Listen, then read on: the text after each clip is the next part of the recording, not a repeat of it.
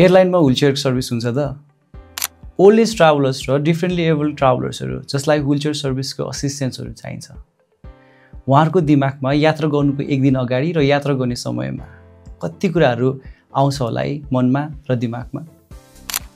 आज हामी यो भिडियोमा व्हीलचेयर सर्भिसेसका प्रकार र ती प्रकारमा के फरक छ यसको बारेमा विस्तृत रूपमा जान्ने प्रयास गर्दैछौँ। एक नम्बरमा व्हीलचेयर अप टु र्याम्प।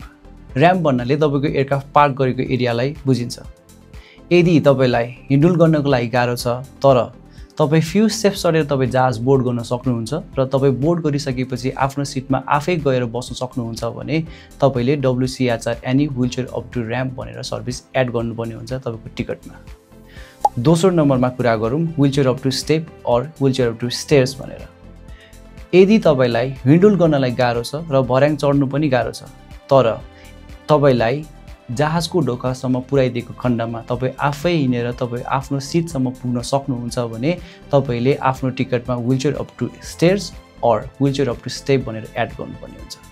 तपाईँले यो सर्भिस एड गर्नु भइसकेपछि तपाईँलाई व्हीलचेयर असिस्ट गर्न लाग्नुभएको स्टाफले तपाईँलाई एम्बुलिफ्टको सहायताले जहाजको ढोकासम्म पुर्याइदिन्छ र तपाईँ त्यहाँबाट आफै आफ्नो सिटसम्म हिँडेर जानुपर्ने हुन्छ।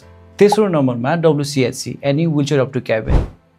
यो सर्भिस चाहिँ यस्तो ट्राभलरहरूले एड गर्नुहोस् कि जसलाई व्हीलचेयरमा राखेर आफ्नो सिटसम्म नै लगेर राख्नुपर्ने हुन्छ। जस्तै उदाहरणको लागि प्यारालाइसिस हुनुभएको प्यासेन्जरहरू। सुविधा सम्पन्न देशका एयरपोर्टहरूमा चाहिँ जहाजलाई पार्क गरेको लोकेसन हेरेर एरो ब्रिजको प्रयोग हुन्छ जसले यात्रुलाई भर्याङ चढ्नुपर्ने झन्झटबाट मुक्त गराउँछ। कुनै एयरपोर्ट जस्तै त्रिभुवन अन्तर्राष्ट्रिय विमानस्थलमा भने यो सुविधा अहिलेको लागि छैन। व्हीलचेयर सर्भिसेस चाहिँ तपाईँले टिकट लिने बेलामा इस्युङ एजेन्सीलाई एड गर्नु भनेर भन्न मिल्छ र तपाईँले भन्न छुटाउनु भएको खण्डमा भने एयरपोर्टमा बोर्डिङ पास लिने बेलामा पनि एड गर्न मिल्छ है।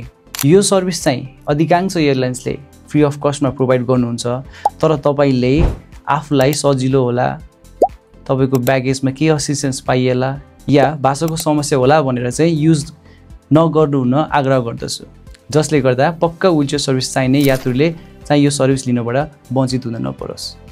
र अर्को जरुरी कुरा, यात्रीको कन्डिसन हेरेर एयरलाइन्सले फिट टु फ्लाइ यानि तपाईँ फ्लाइ गर्नलाई फिट हुनुहुन्छ भनेर डक्टरले सर्टिफाई गरेर दिएको डकुमेन्ट्स माग्न पनि सक्छ।